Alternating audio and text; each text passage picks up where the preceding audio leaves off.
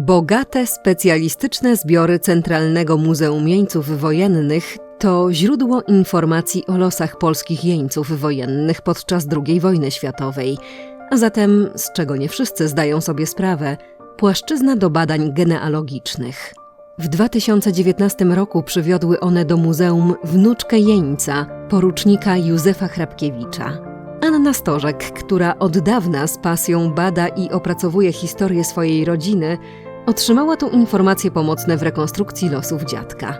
W konsekwencji tego przekazała do muzealnych zbiorów interesującą kolekcję pamiątek, jego jeniecką korespondencję z bratem Ignacym, notatnik zatytułowany Różności techniczne oraz grafiki i akwarele, które z niewoli Józef Hrabkiewicz wysyłał do domu, zaś jego córka Zofia starannie wklejała je wraz z rodzinnymi fotografiami do pamiątkowego albumu, jaki otrzymała w 1943 roku z okazji swoich imienin.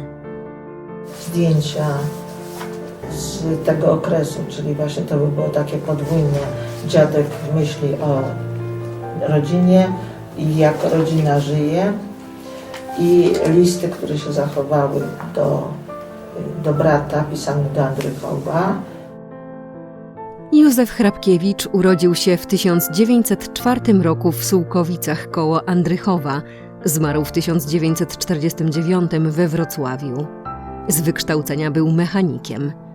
W okresie międzywojennym pracował jako inżynier w rafinerii nafty w Limanowej Sowlinach.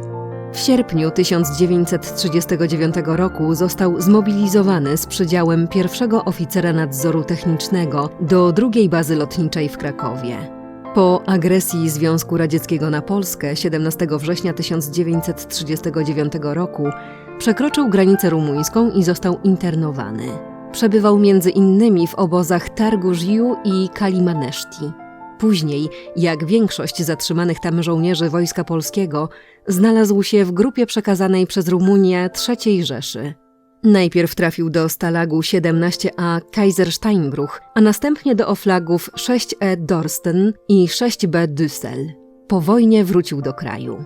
W niewoli porucznik Józef Hrabkiewicz był twórcą grafik i akwarel, między innymi z motywami religijnymi i przyrodniczymi, nawiązującymi do tematyki łowieckiej i patrona myśliwych, świętego Huberta. Także autorem winiety kalendarza myśliwskiego na rok 1942, stworzonej w oflagu 6E Dorsten w 1941. Licznych prac, które jeńcy prezentowali w obozie na organizowanych przez siebie wystawach. Porucznik Józef Hrabkiewicz sygnował swoje prace pseudonimem Zdasz Bóg. Genialne rysunki, które były dołączane do listów. Ta część działalności, właśnie przekazu, myśli, które na pewno dziadkowi zajmowało bardzo dużo czasu na rysowanie tak wspaniałych rysuneczków, w których chciał przemycić swoje emocje. Te rysunki w większości się zachowały. Znajomość własnych korzeni, drzewa genealogicznego rodziny jest kluczowa dla wiedzy o nas samych.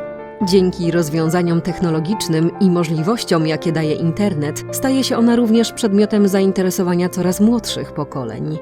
Z roku na rok liczba kierowanych do Centralnego Muzeum Jeńców Wojennych próśb o informacje na temat ojców, dziadków i pradziadków w niemieckiej niewoli rośnie. W 2021 pracownicy archiwum, a także działu zbiorów i konserwacji przeprowadzili prawie 700 kwerend i tylu udzielili odpowiedzi. Działania edukacyjne, jak na przykład zrealizowany w 2019 roku projekt Niepodległość odzyskiwana i tracona – kamienie milowe rodzinnej pamięci, czy multimedialna lekcja pod tytułem Historia odkrywana krok po kroku z Muzealnego Archiwum Centralnego Muzeum Jeńców Wojennych, które spotkały się z dobrym odbiorem, także dowodzą, że zaciekawienie losami przodków jest duże, a zbiory muzeum mogą być bardzo pomocne w badaniach genealogicznych i dostarczyć ciekawych informacji. A album Zofii Hrabkiewicz z korespondencją, fotografiami i grafikami okazał się być źródłem inspiracji także dla samych muzealników.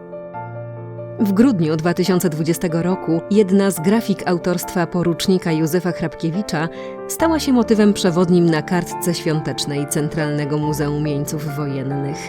Tak jak kartka z życzeniami na Boże Narodzenie, wysłana prawie 80 lat temu przez polskiego oficera z Oflagu, potwierdzała pamięć, wzruszała i niosła nadzieję, tak i teraz ma szczególne znaczenie. Podobnie jak na przykład korespondencja z jeńcami Antoniny Grygowej z Lublina, ale to już inna historia.